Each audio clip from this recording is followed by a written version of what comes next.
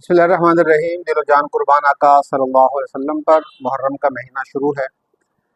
پوری دنیا میں ظاہر سی بات ہے یہ مہینہ ہے، لیکن ہمارے ہاں اس مہینے میں ایک بڑا عجیب مسئلہ ہوتا ہے کہ جیسے ہی محرم کا مہینہ شروع ہوتا ہے ہمارے ہاں تفرقہ بازی اور مذہبی منافرت اس میں اضافہ ہو جاتا ہے، اور خاص طور پر جو شدت ہے وہ انتہا کو پہنچ جاتی ہے۔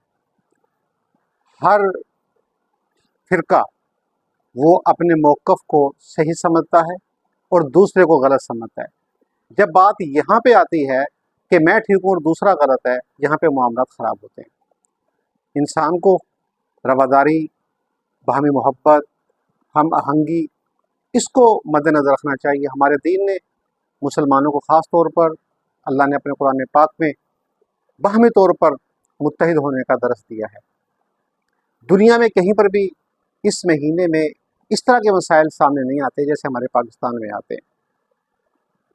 ایک فرقہ دوسرے والوں کو کافر قرار دے رہا ہے، دوسرے والا کسی اور کو کافر قرار دے رہا ہے، تو کفر کے فتوے لگائے جاتے ہیں جو انتہائی نامناسب